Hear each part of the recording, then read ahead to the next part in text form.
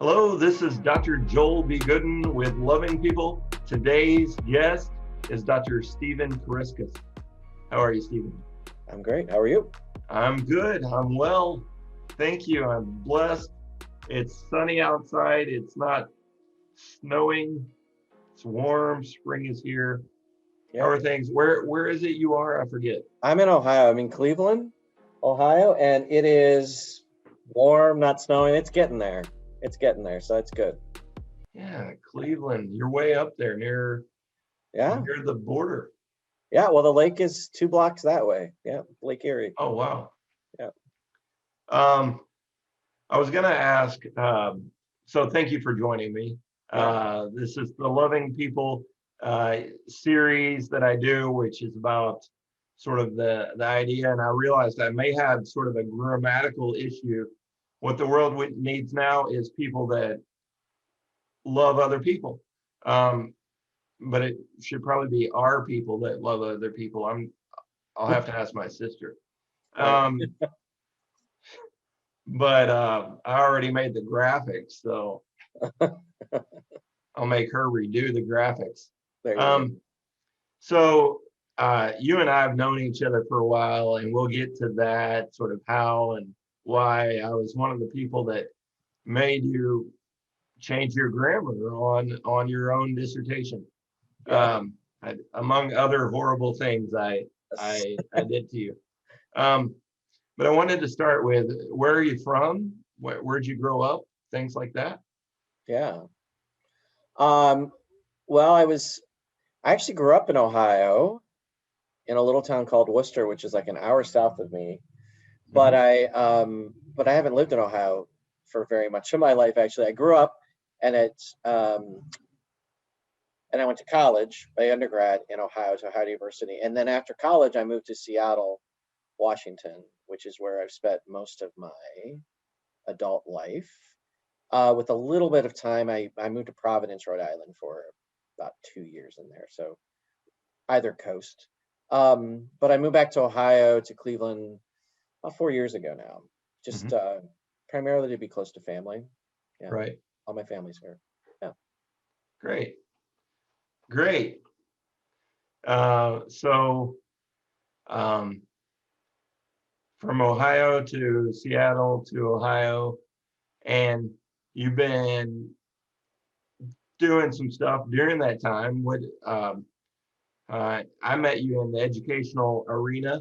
Yep. So what's sort of, you went to Ohio State or a different Ohio Ohio? U, OU? Ohio U, which is down in Athens, Ohio. Okay, It's actually older than OSU, Ohio State. good. People that go to OU always clarify that. That's Um, good. so yeah, it's a little. In fact, it's a little. It's not little, but it's quite a bit smaller than OSU. It's down in southern Ohio. I think most schools are smaller than OSU. That's true. That's true. It's a big one. Um, so OU in Athens, and what'd you study there? I actually studied education. My undergraduate, I ended up graduating for whatever reason with 2 degrees from there because I just had enough credits and because I stayed there a little longer than you should. Um, anyway, so I ended up with a degree in English and a degree in education. I always wanted to be a teacher. So that was my undergrad at OU. Okay, Yeah. and then masters. Well, and then my master's wasn't until later on in life. When I graduated, I wanted to be a teacher and I couldn't find a teaching job. And this is it gets into the story how I ended up in Seattle, is that I graduated and the market was fairly saturated for teachers. This Hmm. is 91. I'm sorry, 91. And the market's pretty saturated. And I also, as a gay man, I was a little leery in Ohio about teaching. There was, at the time, it was on the books that you could get fired if you were gay as an educator. So I didn't pursue it as heartily as I could have, and I ended up getting a job as a project manager at Nationwide Insurance, which is based in Columbus, Ohio. And Mhm. my boss there was eventually hired by Starbucks corporate in Seattle, and she asked me to go with her to be her assistant. And so that's how I ended up in Seattle, way back when. And very soon after I got to Seattle, I realized that Seattle, being just in a different world than Ohio, I was like, oh, I can be an out gay teacher in Seattle, Washington. And so I worked for Starbucks for a while, but then I jumped ship and said I always wanted to be an educator, so I became an educator. And I taught primarily uh, early childhood, like pre-K, kindergarten age group for quite a few years. Yeah. Wow, I'm just sort of taking that in because I don't want to miss it as somebody that hasn't dealt with the same things. Obviously, we were talking before about how vaccines have been affecting people differently because we're different people. Exactly. Um, but before the interview, and now I'm sort of reflecting. So being a gay man in Ohio sort of changed the course of your life and what you wanted to do originally. Luckily, you got to come back to it. But I mean, that's not a small thing to to be fearful of.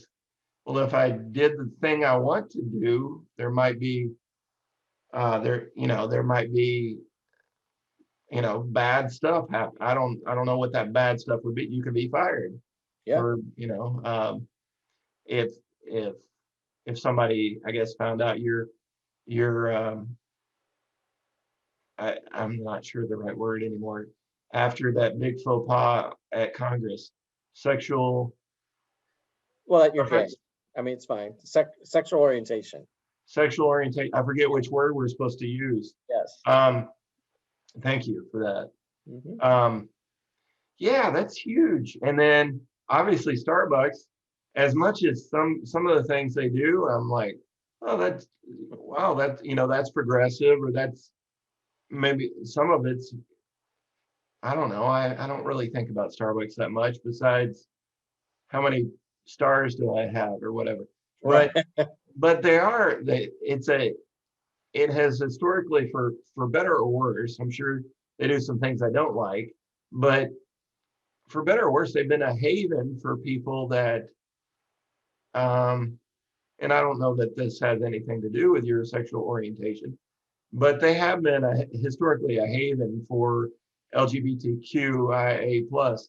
I think, right? Is that Yeah. your Well, and I think that, I didn't choose the job, kind of just happened and I ended up there, and I was actually there before it was even big.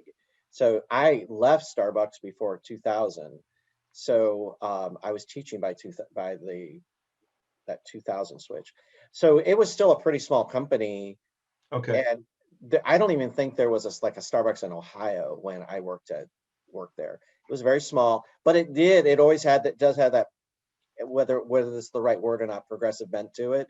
When I first started working there, they were offering benefits to partners and all kinds of things like that.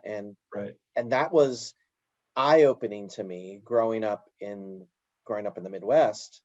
Things like that were pretty eye-opening to me. And so that's Seattle kind of opened my eyes to a lot of different things like that. Right.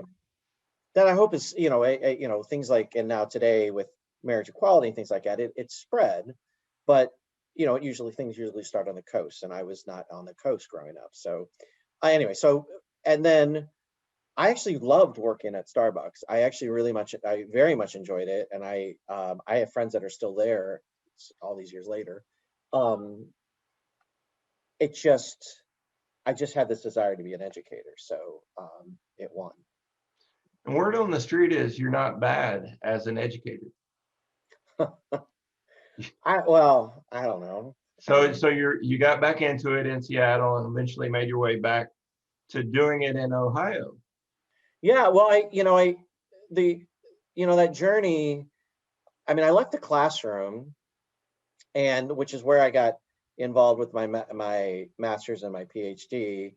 is I left the classroom. I wasn't exactly sure what I was going to do, and I left the classroom in 2009, and um, I was in a relationship with someone who died by suicide, and um, after suicide, I just stepped away from the Hmm. world a bit through the grieving process. And part of then the grieving process was me actually saying, I want to know more about mental illness. I want to know more about psychology. I want to know more about suicide. And so that's initially the only reason I even pursued another degree was because I wanted to know more. And Hmm. so I started school for my master's in psychology, honestly, with not even sure what I was going to do with it. I just knew I wanted to understand my partner's mind a bit more. I wanted to understand mental illness a bit more. And I always liked the thing I did know about being a teacher is the content work, math and writing and stuff like that, that was okay. I was more intrigued by how kids' minds worked. And so that's how I started to pursue the master's, which then I didn't know what I was gonna. I really didn't know what I was gonna do with it. I just pursued it, and then I mean, I thought I might do. I mean, at the start, I don't know. I thought I might get into research around helping people who were struggling with suicidal ideation. I didn't know exactly, at some point in the process, I returned to working in schools, but not in the classroom. I was doing more support work for students, and I found out I really enjoyed that because I had this other perspective now, Right. and so I was doing that work, and then once I finished my master's, I just said I just kept going um, for the PhD, which even my dissertation work, was around suicide. So it still is to this day something I'm continuing to try to learn more about because I still find it uh, in just a intriguing topic, I guess. And still trying to understand my loss, even though it was 12 years ago. Um, Hmm. and then coming back to Ohio was really about my father had passed away. I'm talking about a lot of loss here, but my father passed away in 2000. It's 2019, and when he passed, I just decided to move back closer to Ohio to be closer to my mom and my siblings after his pass. So that's how I ended up here, and then I work.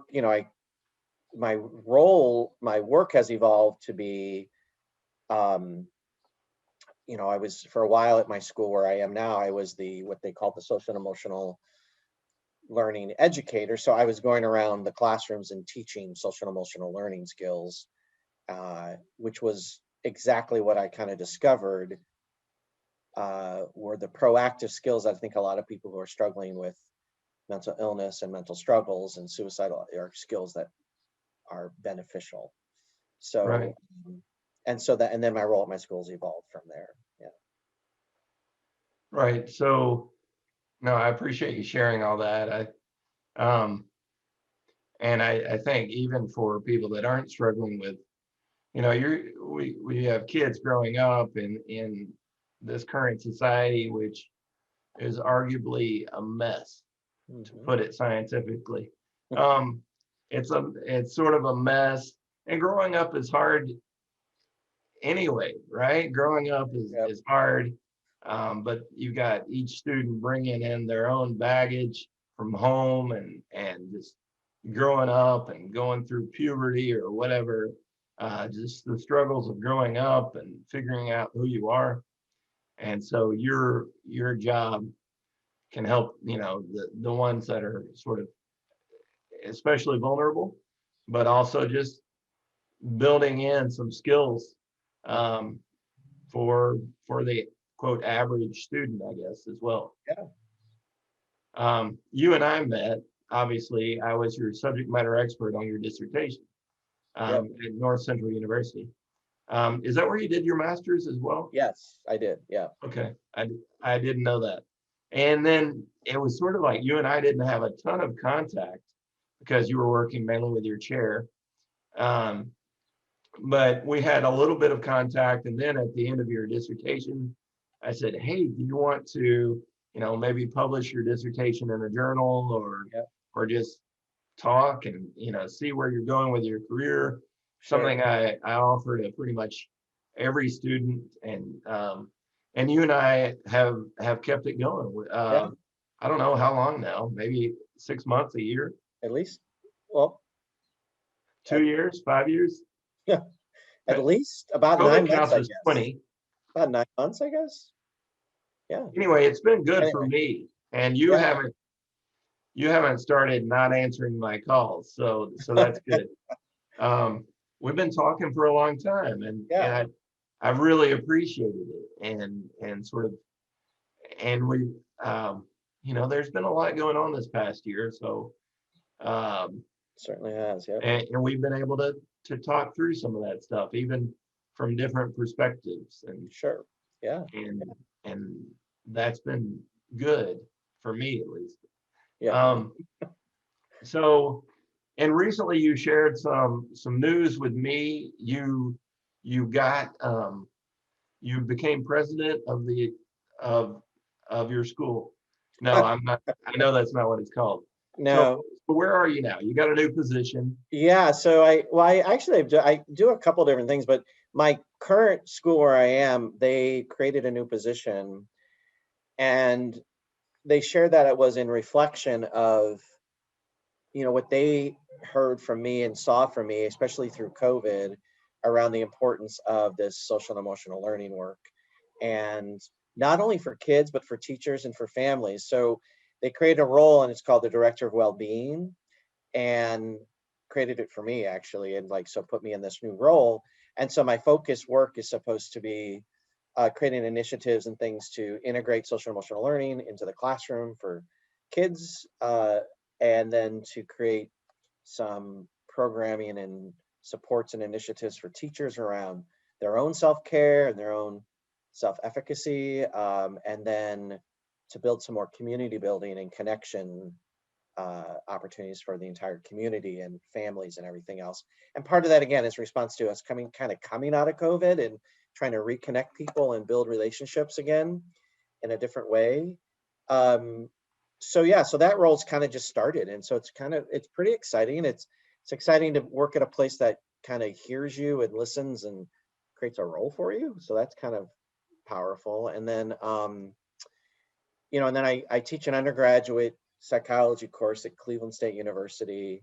And Mhm. then I run two groups right now, um, for teens who've had a loss to suicide. So I do that also. And we're doing that all virtual right now. So I've about 11 or 12 teens in each group, and they're from all over the country. And we just get together, and it's not clinical or therapeutic work. It's just community building for them to have connection with other teens who've had a loss. Um, and I think it's a really important part of the grieving process, especially for suicide when they feel so alone and isolated, because it's such a unique type of loss. So I do that work too. Yeah. You're a busy man, Yeah. and I think you've just gotten busier since you finished the PhD. Most Yeah. people, it's sort of, Yeah. The I, PhD. I don't Yeah. know, it slows down a little bit. I think you've just gotten busier. Yeah. Um, In a way. And it's part of it's my own work I have to do. And that's not bad. I mean, what I mean by that is like, I, I don't have to do so much, but I do. And it fulfills me until I exhaust myself. But well, you know a lot about socio-emotional right. issues, and Yeah. hopefully you'll apply some of those to yourself. Exactly. I'm working on applying some of those to myself as well, because I've been a lot of a workaholic for a good year, if not 5 years now. Right. Um, so I wanted to come back to social emotional learning. What is it? If you had to tell just Yeah. a lay person. Well, and I don't want to make it convoluted. I just think it's changed so much because it's always been there as a part of like education. It's Right. just changed so much. And I think, when there's a lot of curriculums and a lot of work out there, but what it's evolved into, which is where it should be, and it's really all based on research and so on, is that um, they used to be called social and emotional learning side of it used to be called soft skills, right? So like, Right. so those are, we got to teach them how to be kind to each other, but math is more important, that those type of things. But what it's evolved into over the years, especially over the last couple of years, is people are realizing that these are really essential skills. And so even that language is being changed in the work I do, and the people who do work like I do is really pushing to stop using language like soft skills and say these are the essential skills. And honestly, what the research will show is if these skills aren't in place, and what those skills are is just like self-regulation and emotion regulation and self-awareness and interpersonal skills, if those all aren't there, and there's other things too, but if those aren't there, then you may not be able to do your math. Right. If you don't feel safe, if you are coming from or you can't regulate your emotion because you have so much anxiety about, you're afraid of math or whatever else, um, there's so many feelings that can get in your way. Or let's say, you're in fifth grade and your best friend said they don't want to hang out with you anymore. Then you come in, and how can you get to your writing? But if so, part of what the work we're doing now is helping teachers integrate all of this social and emotional work throughout the day, not just like, oh, on Tuesdays we're going to do a kindness activity, but to do check-ins and help kids learn all the time, that because your emotions are happening constantly. So to check in and to learn how to manage these emotions and how to regulate the emotions and how to feel, and our society has not always been that great at that. And um so it's so part of what has evolved, and this is not new, but again, this is things that we're using a lot more recent, is the idea of emotional intelligence and building emotional intelligence. And that is what really the focus is now around social emotional learning. So a lot of people in my field now will say, that emotional intelligence is just as, if not more important than IQ, as an example, right? So again, that example of not being able to get to your writing if you can't get through the emotion you're feeling, or you're not feeling safe, or and even think about Maslow's hierarchy. Right. If you think about the base things, if those aren't being met, how are you going to self-actualize if the base things aren't even being met? And so what emotional intelligence, social emotional skills can do is help you regulate and manage those baser skills, um, and and and even the way the brain's structured is about getting into those parts of your brain that are deeper in there, your amygdala and everything else like that, so then you can get to the whole cognitive side of yourself. So there's a lot of neuroscience behind this. This is why I went with that. And I'm not the neuroscientist, so I'm not going to use all the right language there. But there's a lot of neuroscience research behind all of this. There's even like, people are doing brain scans and watching how the brain is clicking and not clicking during certain times to understand how emotions are working. And then there's just a ton of skill building behind it. And one of the reasons I'm so kind of passionate about it is what I realize is that going all the way through my PhD to understand grief and to understand suicide a little bit better and to understand mental health, is I really believe that a lot of the skills that could help people when they're 40, when they're struggling, they they could have learned when they were 5, 6, and 7. Right. And so I believe a lot of these skills are proactive in nature, or most of them, but we tend to deal with mental health and suicide as a reactive thing. And there is sometimes mental illness that's thrown in there that can throw us way off track of everything I'm saying. But just to even know, like my partner David, he had no regulation skills. Hmm. And I can't do a coulda, woulda, shoulda, but I can also reflect that I didn't have the skills to teach him any regulation skills as the person who cared for him. So I just think about that a lot, about if I can teach a 5-year-old how to regulate their emotions, and they can continue to be taught that and modeled that and retaught it and reiterate it all the way through their life, when they hit a big issue when they're 15, 16, and 17, maybe they'll be in a better place to manage themselves than if they didn't have those skills. Right. We talk about, things like suicide. Um, Obviously, there's a lot of other things that can happen, bad Oh yeah. decisions in general. What's on my mind and what's on sort of the nation's mind right now is, the two recent shootings. We're not necessarily sure of all the motives. I'm gonna let the cops figure that out on my Yeah, end at least. exactly. Um, but a lot of people that act out um, in ways that are, some of our biggest sort of tragedies.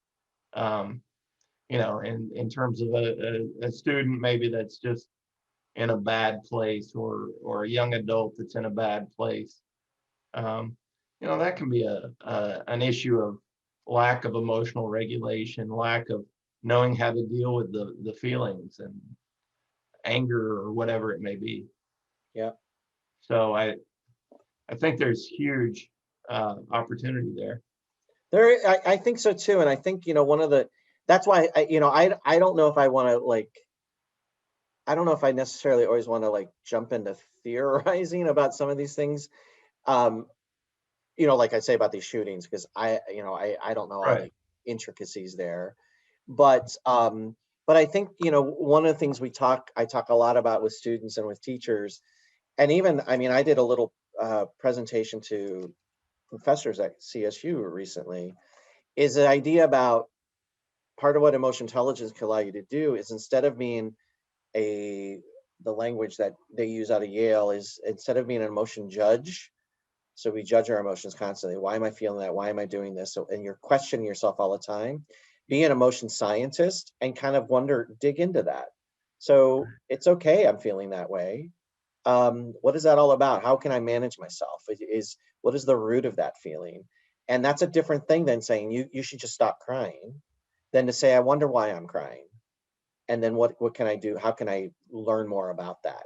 And so I think, is like when I'm a teacher, when I'm in the classroom and I'm working with a 10-year-old who's upset, that's what I do. I sit with them and I don't say, just stop crying, get back to work.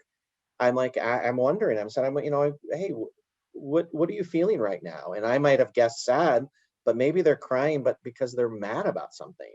So, gosh, well, I didn't know that's the feeling you're having. And then asking them, what do you need? And if they're not sure, then you can give them some ideas. But helping them work their way through it rather than just saying stop, because your feelings are just a reaction to stimulus, Right. and it's okay to react. It's how we express and regulate. I tell kids all the time, like, it's okay you're mad right now. It's not okay that you threw that thing across the room. Right. So what is a better way to manage that emotion? And so that's how we talk about, or not a better way, but a different way. I guess a better way. Anyway, so that's, an understanding that but we don't do that. Society doesn't do that. And how many adults we know that aren't able to do that for themselves either. Um, so Right. it's important work. I Uh, was, I feel like it's, and sorry if, if bringing the shootings in no, was, maybe I wouldn't say not appropriate, but I'm not trying to say that your work would fix all the, obviously. oh Uh, yeah, so, just to put that in perspective, as you kept talking, I was thinking, you know, do you think there's a divide between maybe teachers, parents, administrators that sort of think, and even you, I don't believe you have a an applied clinical degree. Am I right. wrong? No, I don't. No. Okay, and yet you still ask people, children, uh, teens about their feelings, right? Do you think there's like this sort of false sort of the divide, I want to say, or sort of a feeling like, oh, well, I'm not a therapist, so I shouldn't get into that with a child, ask them about their feelings and what's going on with you right now. Do you think Yeah. And I hear that, and I think there's definitely a line there, right? And I think because yeah, I'm not doing clinical work with this with any students I work with at all. I think the line there is more around we're human and we feel. So if you ask someone how they're feeling, that's a human connection. Hmm. If they are in a place where you're not trying to fix them, you're just asking how they feel. If they're in a place that they need some, and I'm going to use the word fix, and that's not the best word, but if they are in the place where they need some support, some guidance, something that you don't know what to do with, then you can be that support person to get them there. So that happens in my many times I'll have a fourth grader who, as an example, who might say, that they're really upset and they're in tears and they're anxious and all these other things. And I'm like, okay, well, how are you feeling? Let's talk about your feelings. You're a human, I'm a human. Let's talk about your feelings. Why don't you take a couple deep breaths? You're right here, right now. And then if that's enough to get them back in the classroom, that's fine.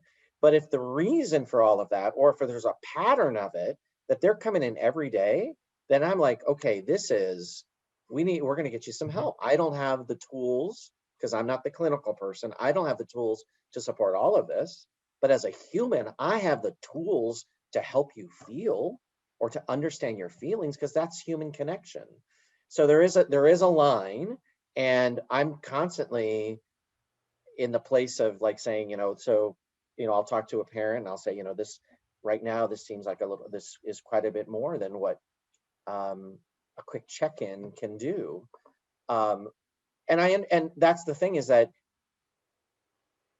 I do think you're right about many adults don't want to step into that because they don't know what to do, but you really don't have to do anything, because the only thing we're asking to do is ask someone how they truly feel.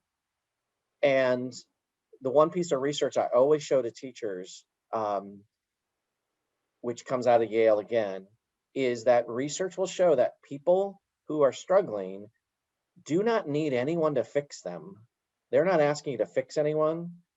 When they're in crisis, they just need someone to listen. So if you can learn how to be a really great listener, you have done everything that you need to do as a teacher, as a parent, as a friend, in my role. And then if they need more, then you're like, okay, I heard you, I listened, and I think what we're going to do is I'm going to call this number and get you some more help. Or can I call your parents, or can I do this? But just to ask you to listen, that's just a human connection.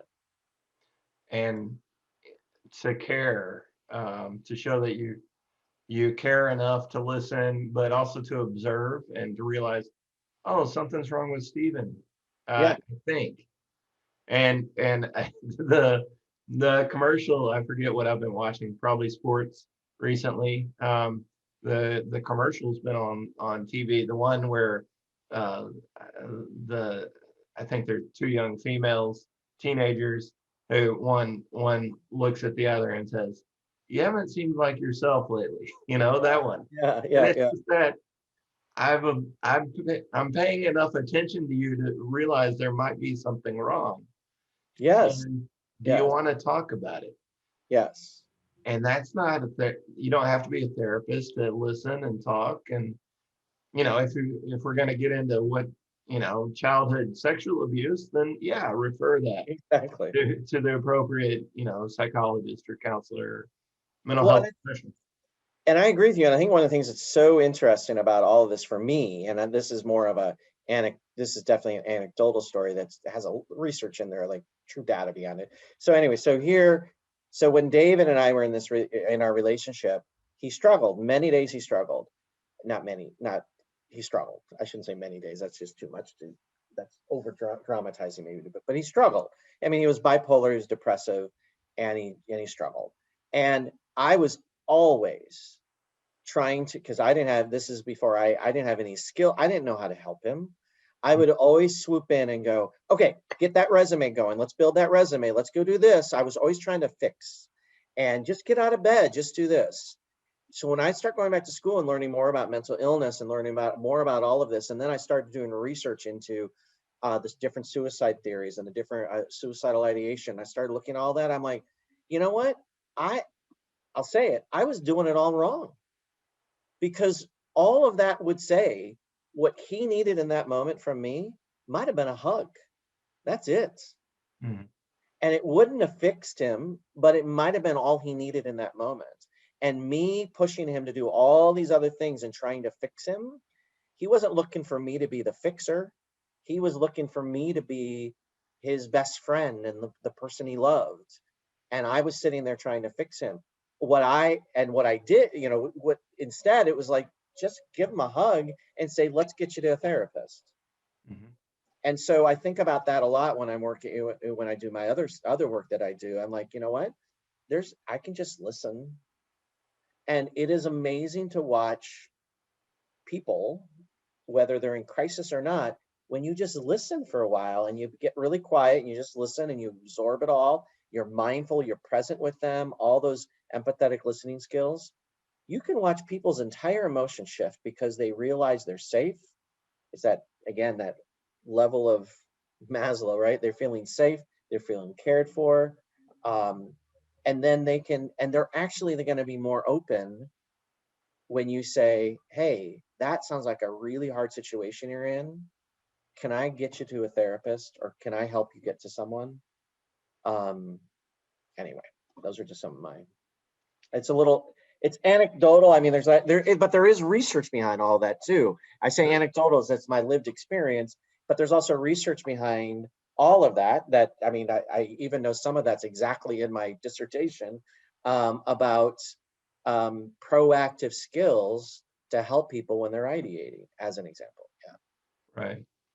For those not familiar with Maslow, he was a theorist that basically said we need basic needs met in order to sort of be ourselves or self-actualize. Yeah, In order to come in and do our math homework, if we're if we haven't eaten that day, we probably not going to care about the math homework. We're probably going to be more focused on something happening in the home that's more upsetting than whether I get an A or not. At that point, just one is more important than the other. yeah, And it's not even a choice. It's our basic needs haven't been met. I used to have a student. I worked at Ozark Guidance Center, which was a therapeutic day treatment school. And I remember this one kid that is um, his his mom, I guess, was single and wanted to go on dates and didn't have a babysitter, so she dropped him off at Walmart, um, and he'd sleep there, uh, and like he'd find a corner of a Walmart and sleep there, and I guess I don't know. I guess she'd pick him up the next morning or something, and obviously he didn't sleep very well in a Walmart right, corner. right, Um, and and he'd come in and we knew, and it's sort of like what you're talking about. We knew that, okay, where'd you sleep last night? And I forget his name. We'll call him Sam. Sam, where'd you sleep last night? Walmart. "O- Okay. Uh, we may not get everything academically out of Sam that we need to today. right. Sam hasn't had his basic needs met. Have you eaten, Sam? Yeah, Right. So we'd start going over to the other sort of Maslowian, I don't know if that's the right word for Maslow, but Maslowian sort of issues. Have you had your other basic needs met? You're obviously tired, right, maybe right. falling asleep and yeah. So just to share a little bit about Maslow, and that's always the example I use because it was just Yeah, so yeah, obvious. This kid is not in a place to learn today. yeah, And most days, unfortunately, um, he'd have, and a lot of our students would have something that baggage from home that they'd bring to school, and then here we are. What do we do? So um, that was heartbreaking. yeah, Um, sure. I'm sorry, I didn't mean to interrupt you. No, no, no, no. Yeah, so Maslow is sort of, I like that sort of um, You know, these theories are great if we put them into practice. Yeah. If they help us understand life and our students and how to help them. Um, you've said a lot. Could you summarize like 3 things, maybe 3, 5 things, whatever you want, 2, 1, 6 things that you think, here's some things I'd tell parents or students or teachers or admin. Are there some things that you'd say, here's some socio-emotional sort of learning things that I tell, that you've learned, that you work, and you use these principles. There's some things that you could share with our audience that you'd say, maybe these 3 things to start with. Yeah, I think one of the things I always share, and I share this with teachers a lot, and so I think for adults and have kids, but I also think if you can take a moment and kind of extrapolate it to many situations. But I'll use the example of like a 5-year-old kid who's upset. Um, I think the approach I typically use um, is I will go sit near them or be near them. And the first thing that I'm doing there when I say that um, is I will get to their level, and that means I'm getting to where a 5-year-old is. And that might mean if you're working with a teenager, if they're sitting on a bench somewhere, is not standing above them, but sitting next to them on the bench, or even going a little bit lower than them. And that is showing a connection and a caring. That's a physicality piece that I have watched 5-year-olds, I have watched 15-year-olds completely change their emotion as soon as you sit down next to them. Just being a presence can start the whole conversation.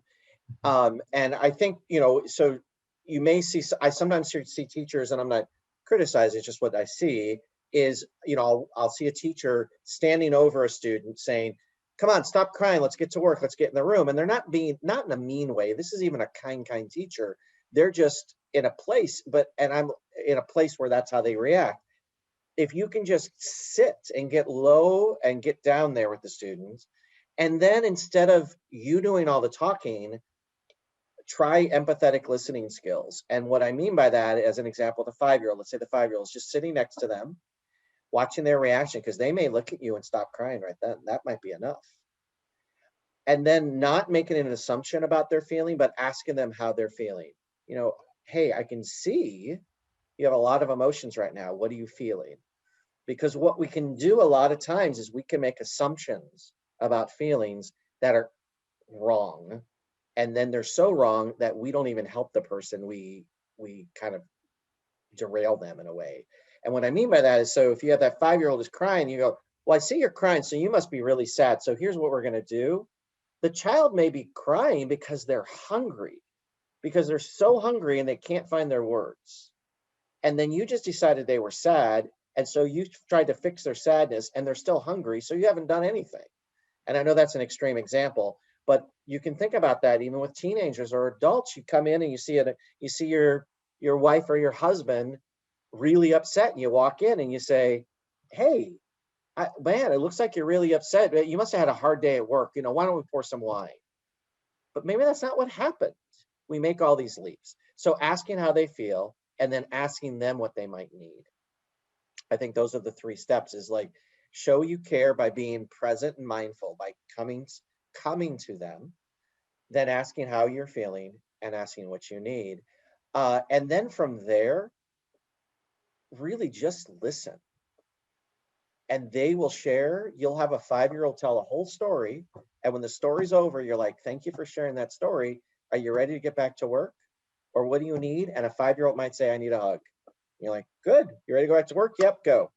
Boom. That's all they needed.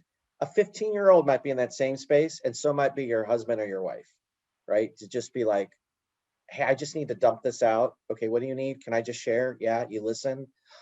Thanks. I just need that. I'm feeling much better, right? But we tend to, and we tend to go up that bat, when you're in like this, we tend to like, I'm gonna, you're the kid, a teenager's yelling at you, and you're like, you're yelling back and you're yelling back. You're not getting anywhere. But if you just stopped You set the temperature as the adult. If you can set the temperature in any setting by just stopping, and your child's yelling at you, take a seat, just sit down and just watch them, and they'll calm down. And then you say, hey, you want to join me over here? How you feeling, right? You can set that temperature. So I guess I shared a bunch of things, but I think it really is about listening and caring and connecting. Um, and that last one I just shared, I share that with teachers all the time. I'm like, who sets the temperature in your room? You do. You're in charge of the thermostat in every situation.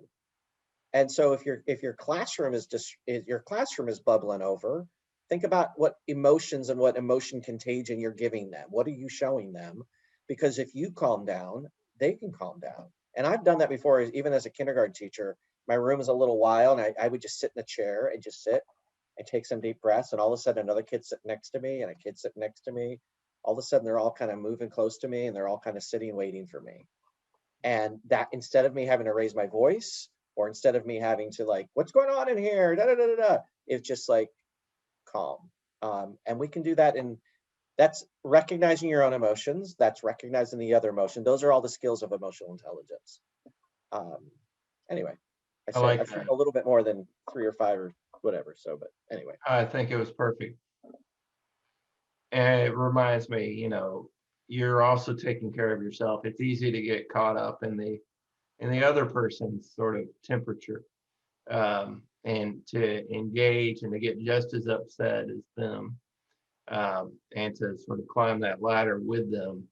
I'm not sure if that's the right metaphor, but Yeah, yeah. you know, but you're also doing self-care by sort of slowing yourself down, and you're also giving them the opportunity to join you in that sort of in the in the coping strategies that you're using for yourself. I'm going to sit Yeah, here, take some deep breaths, and just take all this in, process, and they might say, oh, why is he so calm? yeah, What's yeah. going on here? And that might processing that, could give them the opportunity to join you in that, or at least lower the temperature, so that they start to engage with you. Uh, Right, right. Yeah. I like that. So do you do, and I forget, do you do talks? Do you go to places, and Yeah, I get I have like friends of mine that teach it. I get invited to schools sometimes. I've spoken sometimes to like 11th and 12th grade groups uh, around empathetic listening is it like as a skill. I've talked about that. I've talked about suicide awareness.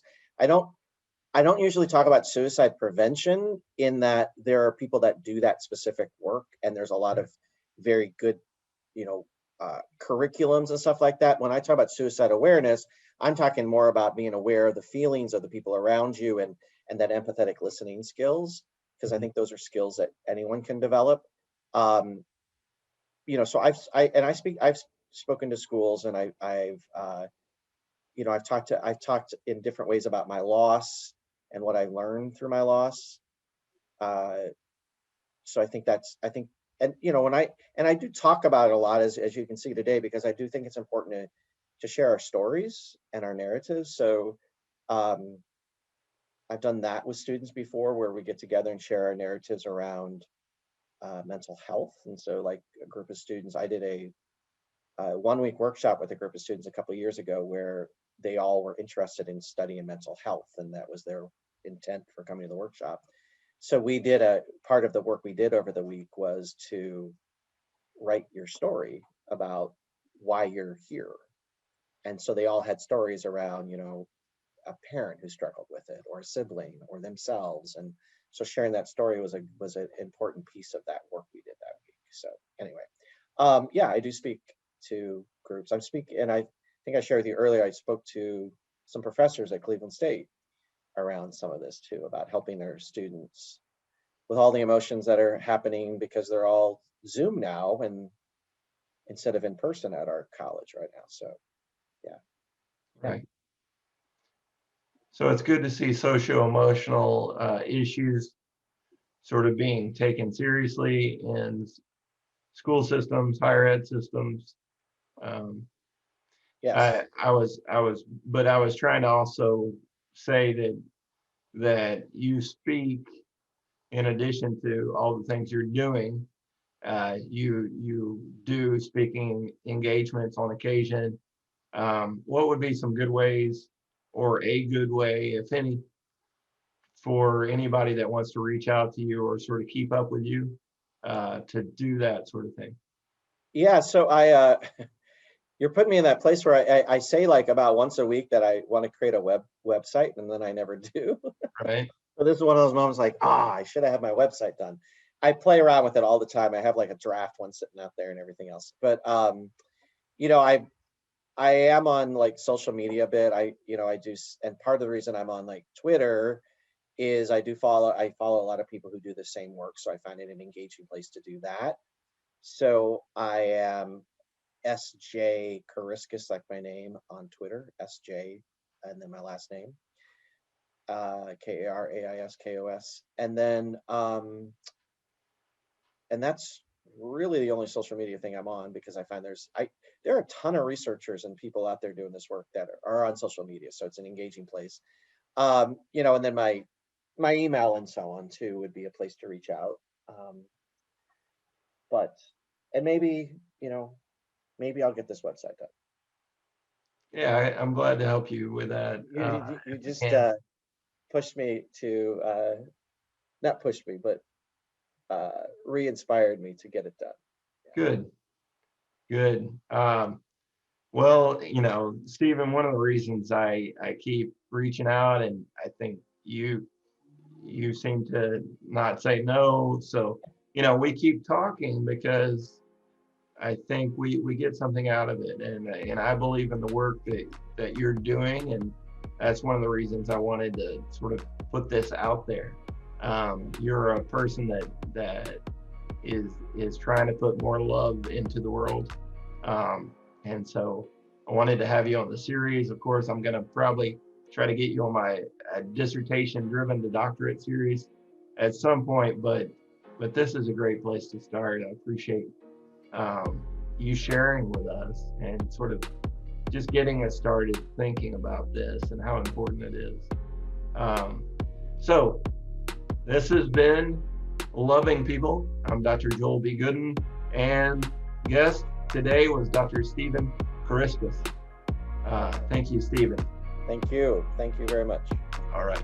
Bye-bye.